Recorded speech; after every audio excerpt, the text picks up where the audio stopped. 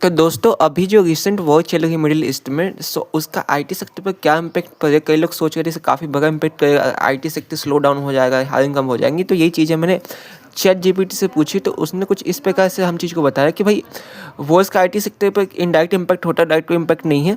Companies अपनी IT spending कम कर सकती हैं, प्रोजेक्ट डिले हो जाते हैं ना, और सोर्सिंग प्रोजेक्ट स्लो हो जाते हैं, ठीक है। और कंपनीज अपनी hiring at the end slow कर देती हैं। अब पहली बात क्या है कि 2026 में हायरिंग पहले से ही स्लो है, 24% डाउन है पिछले साल के मुताबिक। तो इस बार पहले से हायरिंग डाउन चल रही है।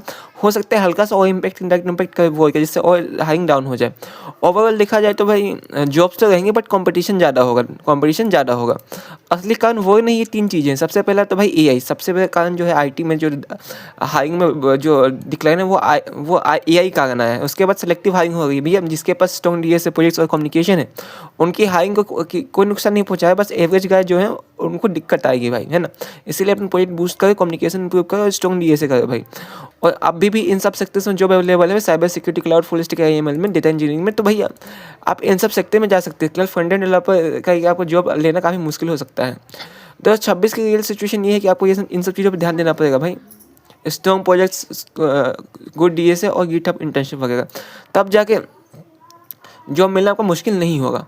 अब भाई बात करते हैं कि भाई अब इसका जो टीसीएस की हायरिंग चल रही है उस पर क्या इम्पैक्ट पड़ने वाला है भाई। हाल ही में टीसीएस ने हायरिंग स्टार्ट की, क्या उसमें कोई स्लो डाउन होगा या फिर कुछ कट ऑफ होगा?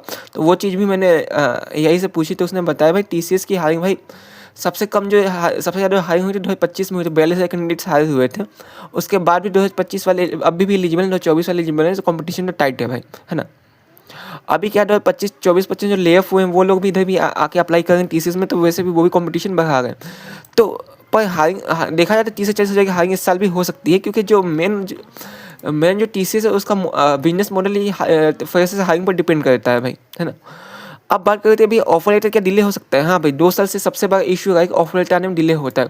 लोगों को ज्वाइनिंग 8 से 12 महीने बाद तक होती है भाई, है ना। और ऑफर लेटर भी बहुत देर से मिल सकता है इस बार। हो सकता है कुछ केसेस में 1 साल का डिले भी, मान लो आपने 2026 में क्लियर किया, लेकिन आपका ज्वाइनिंग 2027 में होगी टीसीएस में, है ना। तो एक बैकअप ऑप्शन बना के भी चले भाई। टीसीएस में अगर आप ज्वाइनिंग क्लियर हो भी जाता है तो ज्वाइनिंग जल्दी नहीं होने वाली है। तो ओवरऑल देखा जाए तो 3 से 9 मंथ के अंदर आपका ज्वाइनिंग हो सकती है ना। और ज़्यादातर स्टूडेंट्स को लेट 2026 या फिर अर्ली 2027 में ज्वाइनिंग हो सकती है। देखा जाए तो डिजिटल और प्राइम्स भाई जो होते हैं उनकी ज्वाइनिंग जल्दी होती है, क्योंकि भाई वो ज़्यादा क्रूशियल है, ज़्यादा कंपनी के लिए ज़्यादा वैल्यू क्रिएट करके देते हैं, तो उनकी हायरिंग जल्दी हो जाती है, जल्दी उनको ऑफर लेटर ज्वाइनिंग होती है। लेकिन जो निंजा रोल्स के लिए होता है भाई, उनके लिए थोड़ा लेट होता है। अब आखिरी क्वेश्चन ये था कि भाई आपको साथ साथ दूसरी चीज़ों को भी अप्लाई करते हैं ना, इसके आप टीसीएस पे डिपेंड नहीं हो सकते। और एक कैलकुलेशन यहाँ पे ये निकल के आता है कि टीसीएस की हायरिंग थोड़ी कंट्रोल होगी, कंपटीशन थोड़ा टफ होगा, ज्वाइनिंग डिले हो सकती है, लेकिन मास हायरिंग खत्म नहीं होगी, मास हायरिंग होके रहेगी, है ना।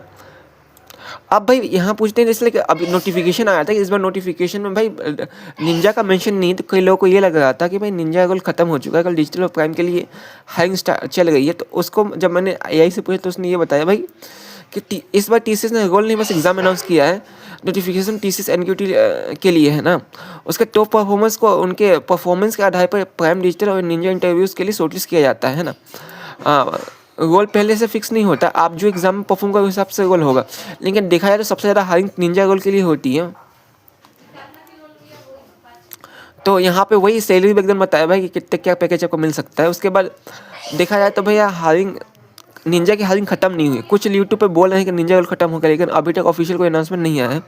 निंजा हायरिंग सबसे ज़्यादा क्वांटिटी में हो रही है, मैंने जैसे पहले ही बताया निंजा में सबसे ज़्यादा लोग हायर होते हैं और डिजिटल प्राइम कंपेरेटिवली कम लोग हायर होते हैं। लेकिन इस बार थोड़ा चेंज है, इस बार क्या है कि जो नोटिफिकेशन है उसमें एडवांस सेक्शन में ज़्यादा फोकस किया, कोडिंग में ज़्यादा फोकस किया गया और डिजिटल प्राइम पे ज़्यादा फोकस किया गया। लेकिन ऐसा नहीं निंजा रोल खत्म हो चुका है भाई।